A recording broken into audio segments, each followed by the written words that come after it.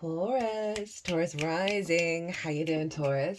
This is your reading for the spring equinox, the Aries equinox, as well as the Aries new moon.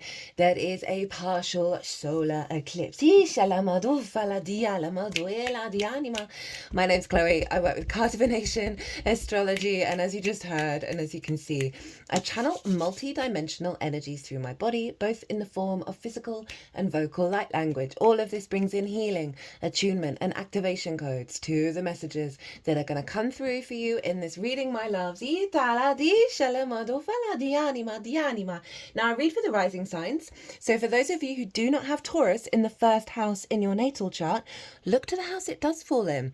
Look to the themes of that house, and you want to apply those themes along with all the other meaning you've got going on in the sign of Taurus to the messages that come through, because it's as if that Taurus energy, wherever it falls in your natal chart, has now energetically moved to the first house. So the astrology for the rising sign will always still link in. You've just got to add on your own natal chart meaning on top of it. For example, I've got Taurus in the 10th, so I'd apply the themes of the 10th house to the messages, and I've got my North Node and Lilith there, so I'll bring all that together into what's coming through here in this reading. Take what resonates, leave what doesn't. Now before I get on with your reading, Taurus, just want to let you know there is a collective reading. That's always the first one that goes out, and that's where I break down the astrology in way more detail, right? Really get into the weeds of what the celestial body's intention is in the way that they're talking to each other that forms an energetic blueprint. And so I really like to tap into the most integrated and expansive intention, because then you can apply that to any little nuance that's going on in your life. So I went into the Aries equinox and with a particular focus on the spring equinox here in the Northern Hemisphere, which is where I am, and pulled some cards on that. Also, some big channeling came through in that whole reading, and in a way that I've never had happen on this channel in quite the way that it did. Not surprising, Aries, instigating new things. I also broke down the eclipse energy, pulled collective tarot for that, and just as I said, really went into more detail about what's going on. Like big themes around Aries, all that kind of stuff. So you might want to watch that, come back here, because that acts as a baseline of what's going to show up here. So speaking of which, Taurus, where is this happening for you? Well, all of this Aries energy is happening in your 12th house, your hidden house, your house of mysteries, things going on behind the scenes, the unconscious spaces. Now, there's going to be a huge focal point on Aries for quite some time. Aries, as well as Pisces and Virgo, are some of the main energies, and therefore the houses that they're in, the main themes of what's going on for you, my lovely Tauruses. So Aries being in the 12th, right? Now, this is a very powerful house, but it can be difficult. It has its challenges because it's the unconscious realms, and in those unconscious realms can be just trauma responses, limiting beliefs, distorted love languages, right? That govern our conscious way of moving through the world. But underneath all of that, wait. And those things lead to, sorry, I was getting excited and wanted to get to the fun stuff, is anxiety, depression, loss, grief, isolation, because it's a withdrawing in, a going into the inner world. But underneath all of that good stuff is the magic of your soul. And that is the cosmic joke from the cosmic universe that is a cosmic troll that places the magic of our soul power up, underneath all that conditioning, both collective, social, and individual. And so that's why you see in so many book religions, so many spiritual practices, that the way through is in, right? Stripping yourself back to the truth of who you are, realizing, I mean, on my own journey, the amount of stuff that I thought was me, nothing to do with me. Absolutely nothing. And so you go through that process of pulling back the layers, pulling back the conditioning, the programming, to get to that magic of your soul. And that brings in a higher clarity of that connection. So Aries season, the spring equinox, the Aries equinox, is always going to give you a very vibrant boost of energy in your 12th house. So it's very powerful every year for you. Here in the Northern Hemisphere, that is the spring energy. That is the vibrancy of life, creation energy. The days are longer than the nights now. We had equal day and equal night at the equinox, and now the sun and the day team have taken over. We're in yang, outward, masculine, presenting energy, not sex specific. We have it within all of us, of the go, go, go, the do, do, do, the be, be, be. The impulse to move. High manifestation, high fertility energy, right? So this is all going on in the 12th. And so this is going to be raising the frequency around your capacity to honor your experience, the I am, your own autonomy in the unconscious realms, right? In the magic of your soul. And so whenever the sun moves through the 12th, and obviously you've got that with the spring equinox energy, this very vibrant energy. And this is taking us up, by the way, what's going on here with the spring equinox, up to the summer solstice, up to the Cancer solstice. So this is the energy that you're working with just in general, but with a focal point, obviously, in Aries. So the sun moving through the 12th, you've got retrogrades going on there. It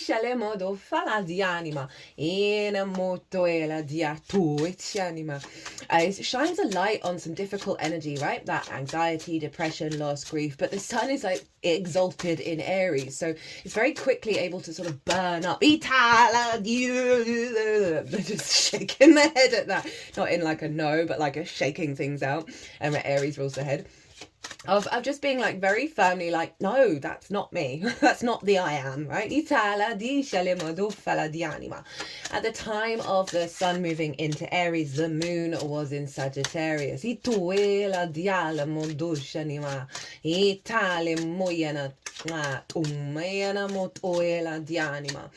that is over in your 8th house of relationship dynamics, right? Your exchange between you and the outside world. So the moon was in Sagittarius, trining the sun over in Aries. Now, the 8th house can have scarcity complexes, hyper greed, hyper independence, codependency, out of balance with reciprocity with the outside world. It's also a very magical house, as is the 12th. It's your relationship dynamic with source. So, two-pronged effect here. That moon bringing to the surface any deep wounds around reciprocity and relationship dynamics. Doesn't just have to be romantic. It's your relationship with you and anything other than yourself that is going to bring one to the surface, unconscious responses in regards to those relationship dynamics that the sun is then going to set a light to in the 12th house of like, right, we're getting rid of that, we're getting rid of that, we're getting rid of that, we're clearing the decks. Buckle up, buttercup. Itala di shalamadofala itana mariana. That's one side of it. Trust in the process. We've got 2 retrogrades going on in the sign of Aries at the time of the spring equinox. Venus and Mercury. We're going to have 2 more that are then going to move back into Pisces. Saturn and Neptune are going to be next. The day after this eclipse, Neptune moves into Aries, guys.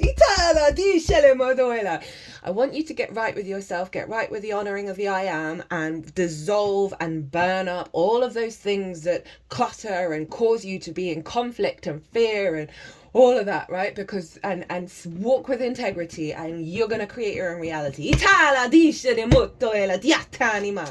So back to that moon, trine the sun. Trine is an aspect of Jupiter. So we're elevating our perspective. We're finding more ease and more grace in the unfolding of this journey, even if it's going to bring up some, stuff that may feel uncomfortable because of that trine, that fire trine, and our capacity, our capacity to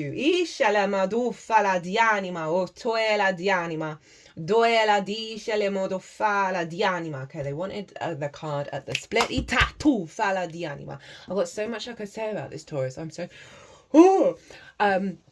as well as very intuitively guided by source, to connect and elevate the magic of your soul and bring it in and out into the world.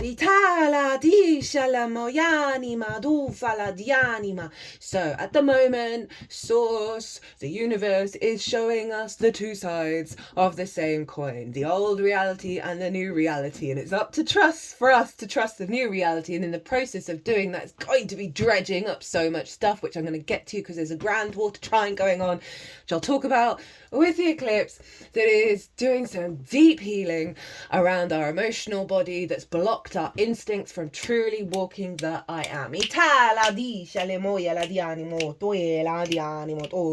Right, let's get into these cards because I'm clearly really feeling the vibe. I feel really empowered, Taurus. Right, I'm not feeling scared about what's going on. I'm feeling empowered to stand in the vulnerability and be in a place of strength, right? And know that this is vulnerable and know that you're pushing your boundaries back to yourself, but there's this power here. There's this real rooted power in your capacity to transform.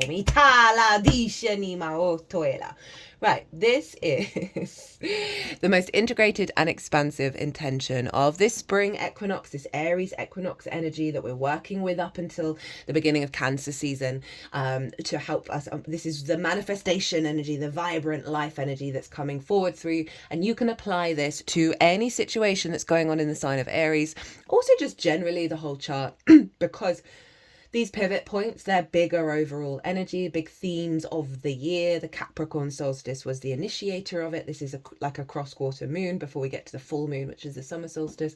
Anyway, I'm digressing. That you can apply this to any situation, that this is at the root of what's going on. And that helps us get perspective, especially with this eclipse energy and everything that's going on. There's a lot of discombobulation. We've got 4 retrogrades in Aries, right? 9 of Cups. I love this for the 9th, right? Because this is what I'm feeling. This is what I'm feeling, because this is the inner alignment, the inner emotional alignment in the unconscious realm. Confident, satisfied, grateful, abundant in your frequency. I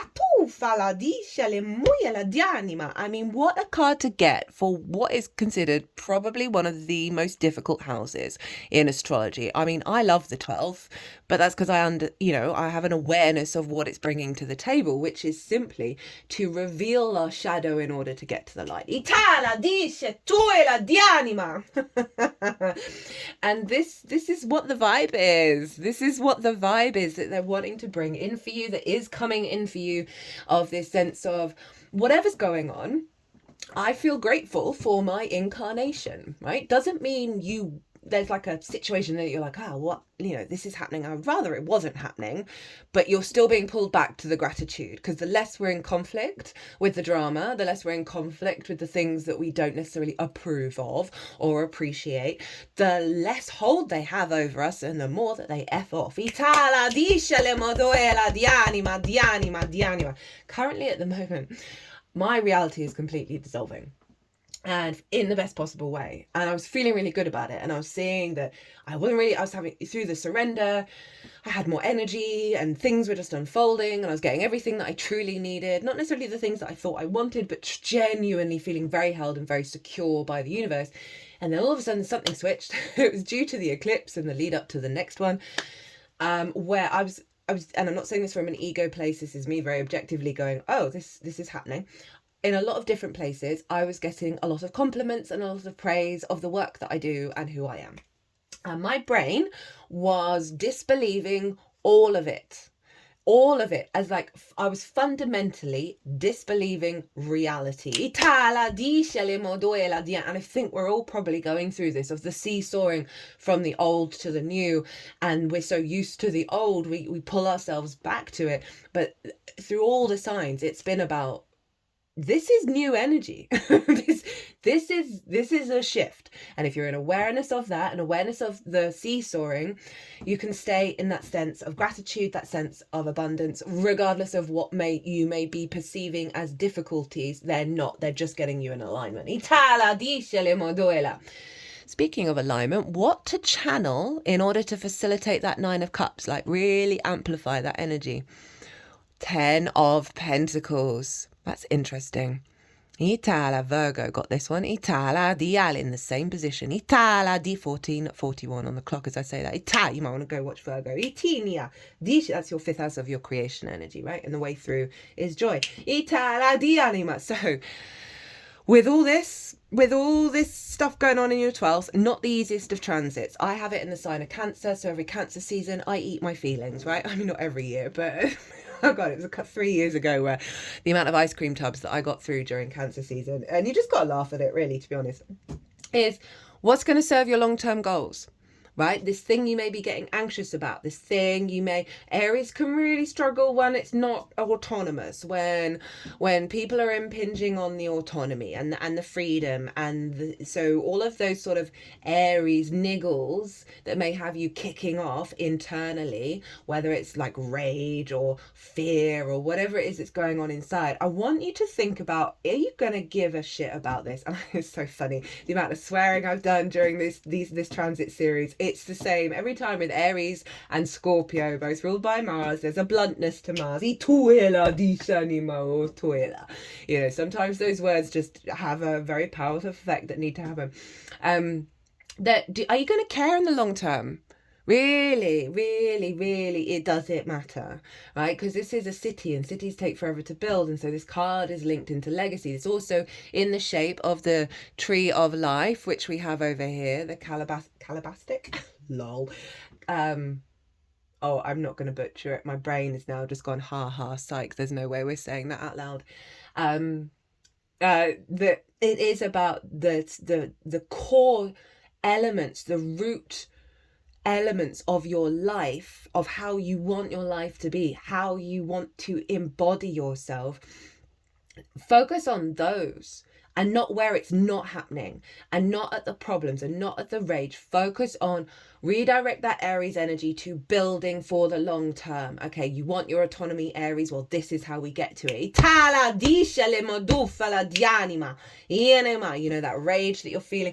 I'm not saying suppress it, let it out, but don't let it spiral. Don't let it consume you, and reorientate to how you want to build in the long term. Get your unconscious spaces, the magic of your soul, into an alignment of the long-term dreams, but with no expectations or assumptions of how or why or when it's going to happen. That always gets us in trouble. So say, for example, something's going on, and in that situation, it's repeating an old cycle, or your mind is going to, oh, the old cycle's going to come in. They're like, no. Think what you do want. Think what you think is going to work to build for the long term, and not the problems and not the frustration, right? Okay, at the bottom of the deck, we got the 5 of Swords in reverse, and they wanted me to split the deck, and I got the Lovers, right? So the 5 of Swords for me is one of the most archetypal wounds that I'm being very vibrant in my energy, which is great because this is what's coming through for you, right? That real sense of bringing that Aries energy alive and out into the world. I always say with people, whenever I talk to them about astrology, whether it's a client or just in general, figure out that 12th house of how to bring it into the rest of your chart, because it can feel very, very personal to you, but also deeply, deeply out of reach. Right? So you want to bring that sort of autonomy, that desire to go into new territory, that confidence, that sort of bluntness out into the world, right? In a way that isn't based on conflict, right? Because this is one thing we're really letting go of this dynamic around Aries. I'm going to talk more about it in the oracle reading, but this is the bully and victim mentality, right? This is the cycle in our mind, the bully in the mind, especially with the 12th, right? Or situations that have happened externally that have caused you to be like, well, it's always going to be conflict. It's always going to be like this. I'm never going to escape it. Well, it's come in the reverse. So to get right, long-term thinking, be grateful, channel gratitude in any given situation. And I say that as I know everyone says that, but I've been practicing it, like genuinely just show up and be grateful. And it's not subservient. It's not that you don't like, well, this, I don't particularly agree with that, but like, are you going to focus on that problem, or are you just going to be you, right? You know, that confidence to be the I am. Without the fear of thinking it's going to bring in conflict. I can see this is getting great downloads with all this stuff going in Aries from your higher self, from the magic of your soul, about the long-term goals. You might want to do some meditation on it. And the lovers, we got Gemini. Hi. So, falling in love with yourself. Integrating your masculine, feminine spirit all together in the unconscious realm so you can unconsciously connect to the truth of the right decisions that you need to make at big moments in your life, right? This is a very stable energy of your capacity to make integrated, wisdom-orientated choices that come, you know, through the soothing of the unconscious realms, the stripping back of all the layers of conditioning, getting you back to yourself, my love. Gemini is in your second house of your skills and your tools, your resources, how you bring in regular income. It's also how you value yourself. And so often we're not able to receive those resources, those regular resources, those understanding of what we're capable of bringing to the table and value ourselves because of what's going on in the unconscious realms, right? So this feels very powerful in terms of you stepping into your own value and being confident doing that. This is also you falling in love with your life again, right? The soothing energy in the unconscious realms, your higher self coming through to help you walk your path. For some of you, this may be a real focal point on love languages that are stuck in the unconscious realms that are going to be released and no longer have a dominant force over you in how you connect to the outside world in a sense of reciprocity.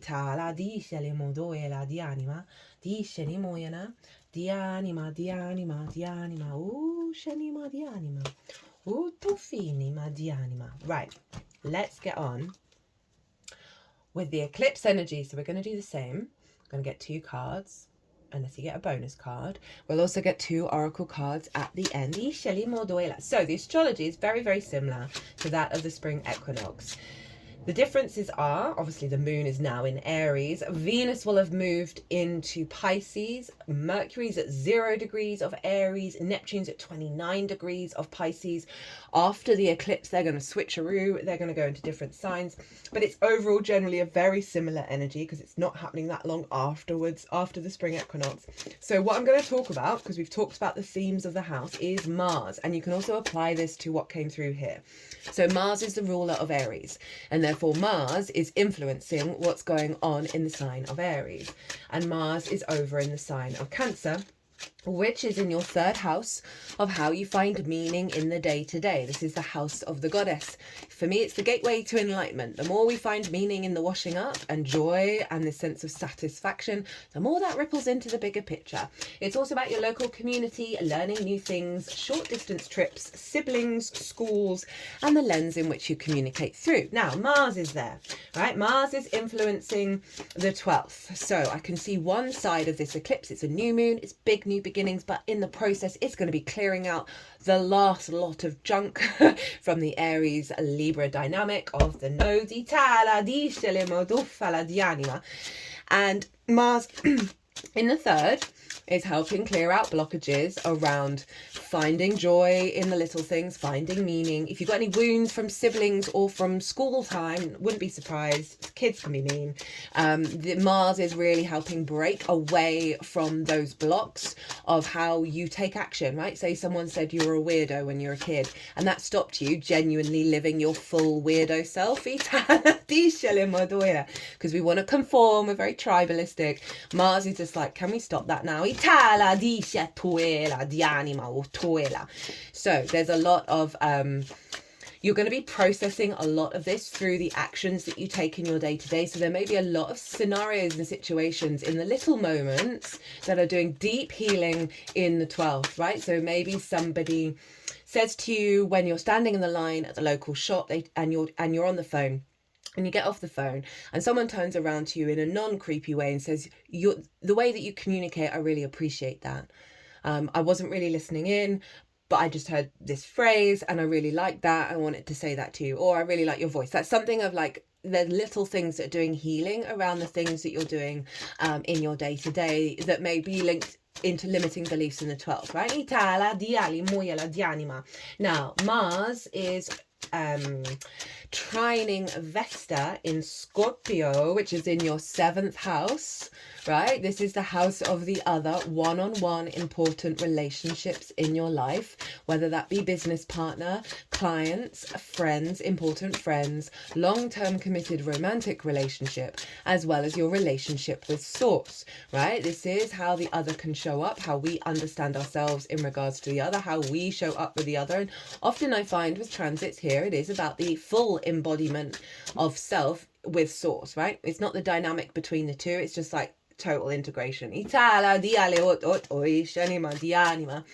And Vesta represents for me soul contracts, the original soul contract. And whenever she's transiting in the sky, wherever she's going, whatever house she's in, she is recalibrating all of the...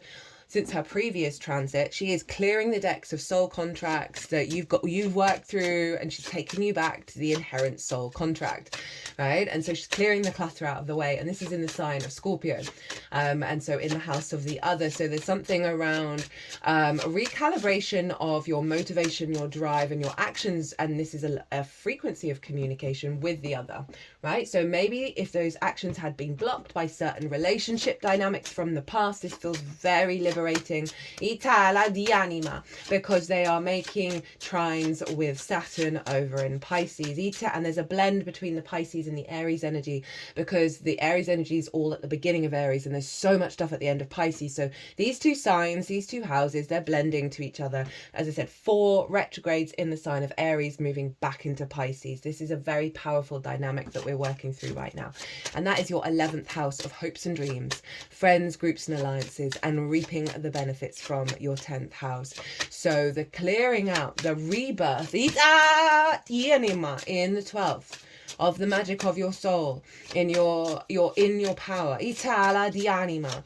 Mars, Vesta and Saturn are realigning the capacity for you to be in a state of devotion to your hopes and your dreams with the support from source, and Mars being able to put that all into practice in the day-to-day. Itala di scelimodoela di anima. For some of you, this may be about a romantic relationship that's more in alignment with longevity, with Saturn and commitment in regards to hopes and dreams, and you're sort of building together in the day-to-day. You may see like a slow build of that through the actions that you're taking. Itala dice le modoela di anima, utufia la di anima, tishanima. Now, that doesn't just have to be romantic. That could be a business partner coming in.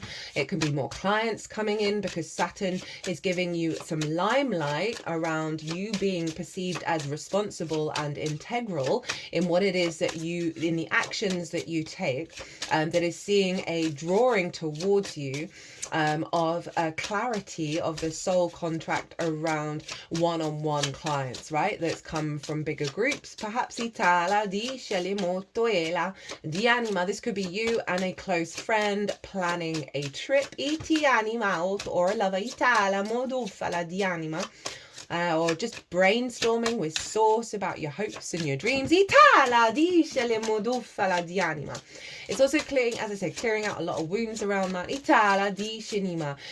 And the overall heightened water balance that we're bringing in, this higher perspective. They've been very specific with you. Like no cards have come out of this deck so far. All feeding into the unconscious realm. So wounds around hopes and dreams manifesting, wounds around how you express yourself, how those actions are received, your relationship with the other, all just, realigning to a sense of openness and reciprocity, because I really genuinely feel the power of that Aries energy.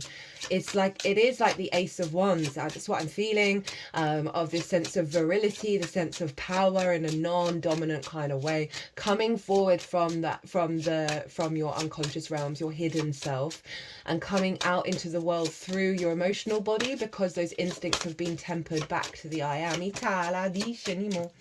Dufanama di anima. Di anima. Ituela. Oh, thank you. There must be a reason why they're not coming out. Chiron. Itala di alimodoela. Mars is squaring Chiron. Iti shilimoyela di anima. So there is some huge healing going on around what motivates you, what drives you. Say being in a romantic relationship was the only thing that gave you life. That kind of wound, Chiron is clearing out.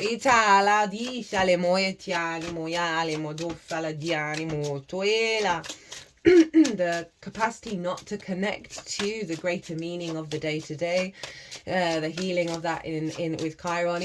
Blocks around communication, and distortions around communication in the actions that you take and how they're received.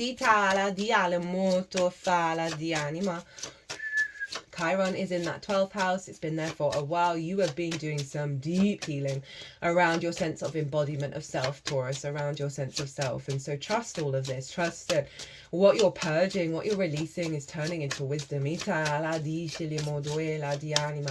some of you, I can see like activating a healing modality, a healing frequency through your actions and your deeds. Now, every profession is a healing profession. Okay. There are your cards. Every profession is a healing profession. We are all healers. We are all channelers. We are all psychic. I truly believe that at the bottom of my soul. So with the Mars Chiron square, right? Squares aren't just about conflict. They are about building. And I really can see that there's something funneling from Chiron into Mars of how you create in the world, what the actions that you take. It's a form of communication, is deeply healing for not only yourself but your environment and the way that you bring that to the table, because Lilith is over in Libra in the house of how you work. So it's really it's just what I'm feeling. This might not be for everybody. Really feeling a very strong alignment around your capacity to heal both yourself, the world, your environment. You don't have to go out on a big quest about it. You don't have to seek it out. It's through this embodiment that's coming through that you are transmuting so much of the wounds of Aries as you go about your day and love and nourish yourself. Right, okay. So the most integrated and expansive intention of what this eclipse is up to, and this is going to take you up to the Aries full moon. This is the great unfolding of the final eclipse. And what's the vibe? What does it, you can, as I said, apply this to any aspect of your life and bring it forward. You got the Magician. Hi Mercury, who is retrograde in Aries right now. This is brilliant. This is that I said you're being reborn of understand, and the Magician understands that everything's a resource. Everything's a resource around you to create in the world, right? Even the pain, right? What I said with Chiron of that, the wounds. You're coming into a very highly transmutationing frequency, as within, so without. And the reboot is clearing the within.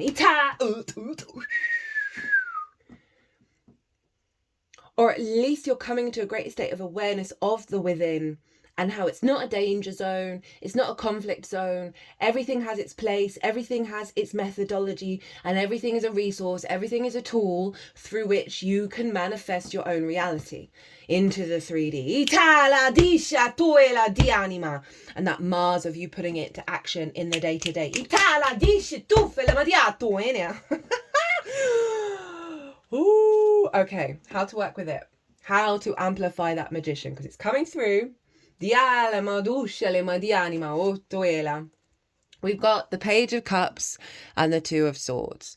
So the Page of Cups has come first. So they're wanting you to orientate yourself to this first, which is the Pisces energy. Focus on the hopes and the dreams. Focus on the magical possibilities. Focus on love. Focus on creativity. Focus on imagination. This card is so far away from conflict and drama. It is one of the most joyous cards. It's very useful. Pages have just got to the court. They want to learn everything. They want to talk to everyone. They're not jaded by their past experiences. So this is is a fresh energy they want you to focus on. Communicate internally with yourself with love. Connect to the synchronicities, to the magic, to your imagination, to your creativity, to your flow state in the way that you're communicating, right? In the way that you're processing your reality. This is the lens in which they want you to do it. And that is setting up a foundation for you to truly know yourself. This is the moon in Libra, right? So with that, with this space, this is how you then transmute what's going on in the 12th. This figure, the way that I interpret this card, this figure has left their homeland. They got in a boat, they travelled across the vast ocean, and now they're at the new landscape. So now they're going inward, and they're like, well, who was I in the homeland? Who was I on the boat? What did I learn there? And who am I now? And what do I want to bring with me? And what have I figured out? And it's like really getting to the root of your inner equilibrium. But it does require pause. It does require meditation, some stillness. Very appropriate for the 12th house. Give yourself the space to go inward, to imprint the Page of Cups into your unconscious realms. The acceptance of magic, the anima of your soul, in order for it to come out. And that, this sort of awareness, because this is fresh energy, stepping into this reality, right? It's been a very similar theme for all of the signs so far of like, we're genuinely in a new reality. We just got to trust it and give ourselves space and grace to be able to integrate and dissolve and surrender and release and activate. So give yourself some stillness, give yourself some love, some care, some balance into your life, and infuse that in the 12th. You know, it is about, what was I saying? Isolation. Now that can be going on a retreat, right? It's not like, oh God, no one's talking to me, I'm all by myself kind of vibes. It can be genuinely you going, okay, every day I'm going to carve out for myself 2 minutes of meditation on the Page of Cups.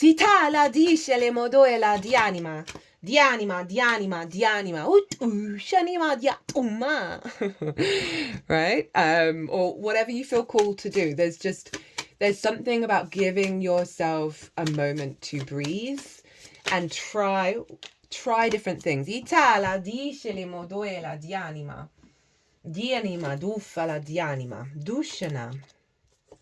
what have we got? So I've got a new oracle deck. It's called the Hero's Journey's Dream Oracle. And I've got this because of all the stuff going on in Aries. So we're going to see. And I've also got the Wild Unknown Animal Spirit deck, which wanted to come out first for you. And you've got the Rabbit. Interesting. Afraid of everything, overwhelmed, frozen. The rabbit loves to remind his friends that someday the eagle will swoop down and eat him. He talks and talks and talks about it so loudly, in fact, that only one day the eagle hears and thanks him for the great idea. This is so appropriate for the 12th house energy. Rabbit energy is alive when we are scared, most often about the future, and we become our own worst enemy. We spin up a dust cloud of fear and then complain to others that we are lost. Notice your thoughts and words, oh rabbit, they shape your destiny. That is summing up this entire spread. When in balance, this sort of shadow side, which is really helpful. When in balance, sensitive, problem solver, good listener. When out of balance, over explains, talks fast. To bring into balance, a day of silence. Well, I said 2 minutes, but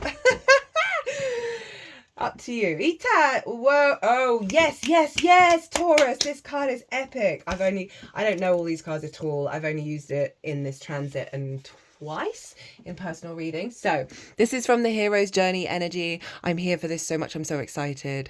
Be reborn daily. What did I say? You are being reborn. Let go of the past and breathe in your new incarnation. You can't make it up. You can't make it up with those swords of letting go of the conflict. Focus on the breath in the meditate. Just really like this image as well. I'm so excited for you. Dawn and resurrection are synonymous. The reappearance of the light is the same as the survival of the soul. And that's a quote by Victor Hugo, very appropriate for the sun rising, taking over for the next 6 months. Itala diale modoela. In every moment you can begin anew. With this next breath, know that you are wiping the slate clean and releasing any baggage you've been carrying thus far because you no longer need it. Exhale the past completely. And as you inhale, open yourself to a whole new vista, a whole new incarnation, a whole new story of who you are and why you are here. It's reminding me of, I've had some new people come into my life. And I always try and observe what do I feel called to talk about with new people. And it's been a recent thing where I'm just like, oh, all those old things, the sort of heavy stuff that I've been through over the last decade, I have very little inspiration to bring it up. It's always fascinating when you're in those experiences, because that lets you know, oh, that's not attached to me in the same way. That's not a part of my life anymore, even though you're aware of, oh, that was really significant. I had to work through a lot of stuff. I feel like it's molded me. And then all of a sudden you're like, oh, but it's not attached. It's not particularly relevant to who I am now and where I'm going, right? Itala dice le modofala di anima. Duela di anima. And as you inhale, open yourself to a whole new vista, a whole new incarnation, a whole new story of who you are and why you are here. You selected this card on this day, in this moment, to remind yourself that you are always at a crossroads. Didn't we get the Lovers? We did, I put it back. That's the crossroad card. Di anima, of being able to make the right decisions. There is always a choice. The reset button is in your hand. What new story would you like to tell? Who will you be today? What if the entire world is conspiring for your greatest good? What might happen if you chose to see everything as a blessing? Dream symbol, birth or rebirth. A dream of birth is about coming into a whole new incarnation in which you may be unrecognizable to yourself. The birth process is symbolic of the chaos and pain that can be incredibly blissful and joyous if approached with consciousness. Allow for the contractions, the pushing and pulling, and the messiness of this transition between who you used to be and the improved self you are expanding into. Be extra gentle, soak in a bath of unconditional love, breathe deeply, and allow yourself time to move slowly as you take baby steps towards discovering yourself and your new life. Mantra. I open my heart and let myself be reborn daily, so I may revel in the new, improved, lighter and brighter version of who I am. Ooh, yeah, that feels right to be in the middle.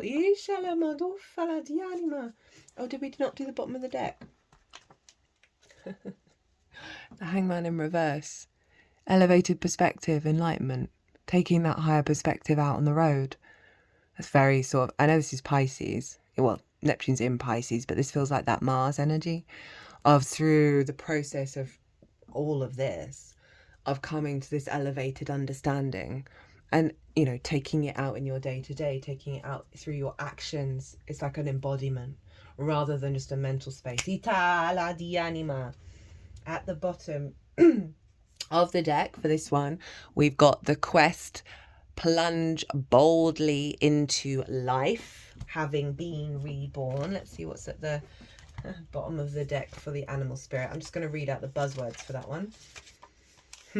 Hyena. Humour, wit, sarcasm. When in balance, charming, witty, fun to be around. When out of balance, scrappy, petty, suspicious. To bring into balance, sobriety.